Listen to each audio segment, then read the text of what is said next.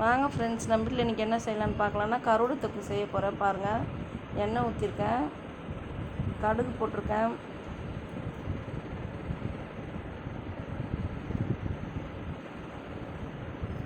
வெந்தயம் போட்டிருக்கேன். ஈஸியான முறையில் கருவாடு தொக்கு செய்கிறேன் இன்றைக்கி. பாருங்கள், கருவேப்பிலை போட்டிருக்கேன், வெங்காயம் நல்லா ஃப்ரை பண்ணணும். வெங்காயம் கொஞ்சம் பூண்டு போட்டுருக்குங்க. நல்லா வெங்காயம் நல்லா ப்ரௌனாக வதக்கணும். வெங்காயம் வதங்கினோடனே கொஞ்சம் இஞ்சி பூண்டு போட்டுங்க, மஞ்சத்தூள் போட்டுங்க. வெங்காயம் நல்லா வதங்கிச்சு பாருங்கள். அது கூட தக்காளி போட்டுங்க.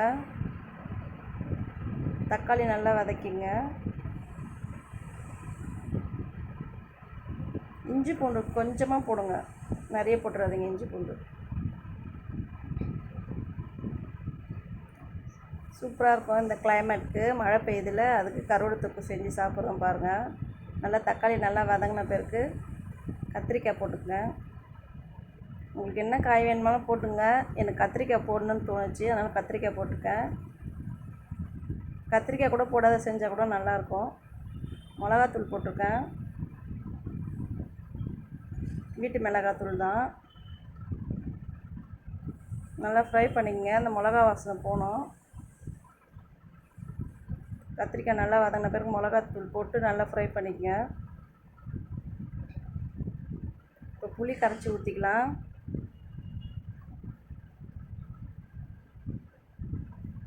நான் இன்றைக்கி வாழை கருவாடு எடுத்து வச்சுருக்கேன். புளி கரைச்சி ஊற்றின பிறகு நல்லா கொதிக்கிட்டோம்.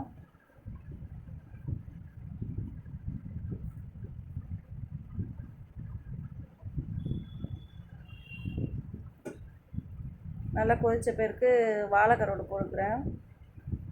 போட்டுக்கிறேன் பாருங்கள்.